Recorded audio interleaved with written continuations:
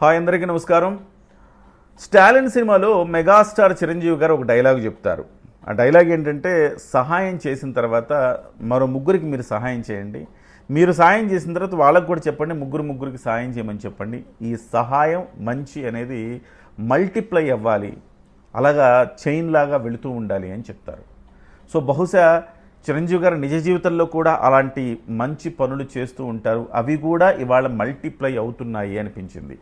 ఎందుకంటే నిన్న retro cinema pre release ఈవెంట్లో సూర్య గారు చేసిన వ్యాఖ్యలు విన్న తర్వాత ఎస్, చిరంజీవి గారు చేసిన పని మల్టిప్లై అవుతోంది అనిపించింది.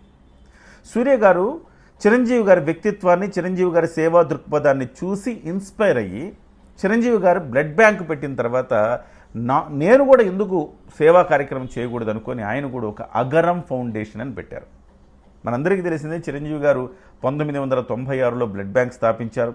కొన్ని లక్షల మంది ప్రాణాలు ఆ బ్లడ్ బ్యాంక్ కాపాడింది. బ్లడ్ బ్యాంక్ కావచ్చు, ఐ బ్యాంక్ కావచ్చు, ఇంకా ఆయన చేసే అనేక సేవా కార్యక్రమాలు మనం చూస్తూనే ఉన్నాం. ఒక మాటలో చెప్పాలంటే, తనకున్న అభిమాన గణాన్ని, ఎంతసేపటికి అభిమానుల్ని కట్అవుట్లు కట్టడానికో, పూలు చల్లటానికో, లేకపోతే ర్యాలీలు తీయటానికో, బైక్ ర్యాలీలు దీనికి కాదు వాడుకోవాల్సింది, సేవా కార్యక్రమాల వైపు మళ్ళిస్తే ఎంతో గొప్ప శక్తి అండి అభిమాన బలం. ఆ శక్తిని ఒక సిస్టంలో పెట్టి కనుక చేస్తే ఒక అద్భుతమైన ఫలితాలు వస్తాయి అని గమనించారు చిరంజీవి గారు. నాకు తెలిసి చరిత్రలో తొలిసారి ఒక హీరో తన అభిమానులను సేవా కార్యక్రమాల వైపు నడిపించడం. అప్పుడే చిరంజీవి గారు ఒక పేపర్లో క్లిప్ చూశారు, రక్తం అందక ఒక ప్రాణం పోయిందని. ఎస్, మనం ఎందుకు రక్తదానం చేయకూడదు, అంటే బ్లడ్ బ్యాంక్ ఎందుకు పెట్టకూడదని ఆయన అనుకున్నారు. వెంటనే 1996లో బ్లడ్ బ్యాంక్ పెట్టారు. దాదాపుగా 30 ఏళ్ల నుంచి లక్షల మంది ప్రాణాలు కాపాడుతుంది ఆ బ్లడ్ బ్యాంక్. దానంతటికి కారణం చిరంజీవికి ఉన్న అభిమాన గణం. వాళ్ళు ఒక శక్తిలా మారి, అభిమానులందరూ ఒక శక్తిలా మారి చిరంజీవి బ్లడ్ బ్యాంక్లో బ్లడ్ ఇవ్వటం వల్ల కొన్ని లక్షల ప్రాణాలు కాపాడగలిగారు. ఈ యొక్క అభిమాన గణం యొక్క శక్తిని ఒక సిస్టంలో పెట్టి ముందుకు తీసుకెళ్లి సేవా కార్యక్రమాలు చేస్తున్న వ్యక్తి చిరంజీవి గారు మాత్రమే. బహుశా అది ఇన్స్పైర్ చేసింది అంటాడు సూర్య.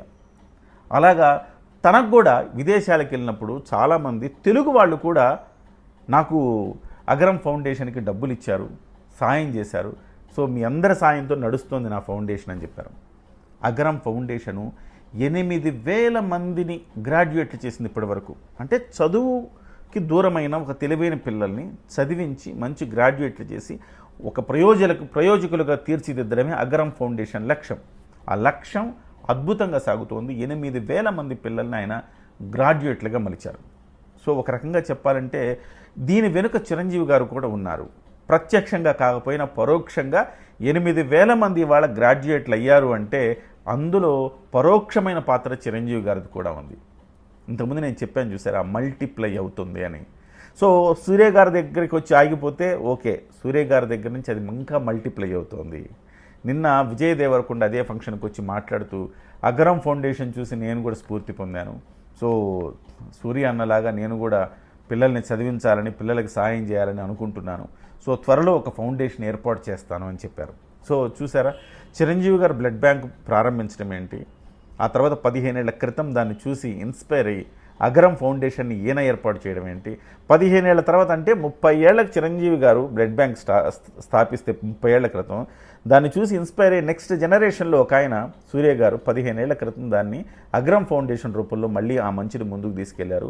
15 ఏళ్ల తర్వాత విజయ్ దేవరకొండ మరో ఫౌండేషన్, మరొక ట్రస్ట్ పెట్టి ఆయన కూడా పిల్లల్ని చదివించాలనుకుంటున్నారు. అంటే ఆ మంచి మల్టిప్లై అవుతోంది అనటానికి ఇదే ఒక గొప్ప ఉదాహరణ. బహుశా చిరంజీవి గారిని ఎప్పుడు ఆడిపోసుకుంటుంటారు కదా, వాళ్ళ గురించి ఒక్కసారి మాట్లాడుకోవాలి. సో చిరంజీవి గారి గురించి, బ్లడ్ బ్యాంక్ గురించి చిలువలు పలువులు చేసి మాట్లాడుకున్న జీవిత రాజశేఖర్ గారు ఇప్పుడు ఏమైపోయారండి, రోడ్డు మీద పడ్డారు. సో వాళ్ళు దీని మీద చేసిన వ్యాఖ్యలకు, రక్తం అమ్ముకుంటున్నాడు చిరంజీవి అని వాళ్ళు చేసిన వ్యాఖ్యలకు ప్రతిఫలంగా వాళ్ళ మీద పరువు నష్టం దావా పడింది. వాళ్ళు దాంట్లో ఓడిపోయారు. వాళ్ళ మీద క్రిమినల్ ఛార్జ్షీట్లు నమోదైనాయి. పరువు నష్టం దావాలో వాళ్ళు చివరికి జైలుకి వెళ్ళే పరిస్థితి వచ్చింది. కోర్స్ చిరంజీవి గారు, అల్లు అరవింద్ గారు మాట్లాడి దాన్ని ఉపసంహరించుకున్నట్టున్నారు. ఆ తర్వాత ఒక ప్రకాష్ రాజ్ ఏం చెప్తారండి, సమాజంలో ఎన్నో పెద్ద పెద్ద మాటలు చెప్తాడు ప్రకాష్ రాజు. ఇవాళ ప్రకాష్ రాజ్ గారు ఏమైపోయారండి, ప్రకాష్ రాజ్ గారు ఎన్ని సేవా కార్యక్రమాలు చేస్తున్నారండి.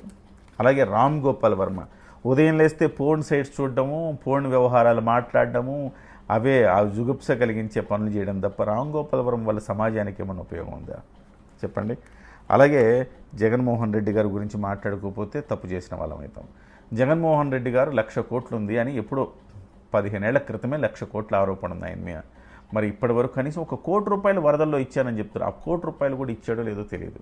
సో ఇలాగా చిరంజీవి గారిని చూసి ఇన్స్పైర్ అయిన వాళ్ళు అనేక మంది ఇంకా సమాజానికి మరింత ఇన్స్పిరేషన్ ఇస్తూ ముందుకు సాగుతూ ఉన్నారు. మనం పవన్ కళ్యాణ్ గారి గురించి కూడా మాట్లాడుకోవాలి. చిరంజీవి గారి నుంచే కదా ఆయనకు కూడా ఇన్స్పిరేషన్ వచ్చింది. ఇవాళ ఆయన జీవితంలో ₹100 కోట్ల వితరణ చేశాడు రకరకాల రూపాల్లో. ఇప్పటికీ ₹1 కోట్ల, మొన్నటికి మొన్న వరదలు వస్తే ₹6 కోట్ల ఇచ్చారు. సో చిరంజీవి గారి మంచి ఇలా మల్టిప్లై అవుతూ ఉంది. చిరంజీవి గారిని విమర్శించిన వాళ్ళు ఇలా కుచించుకుపోయి రోడ్డు మీద పడిపోతున్నారు. సో మంచి ఎప్పుడు పరిడవిల్లుతుంది, చెడెప్పుడు నాశనమవుతుంది.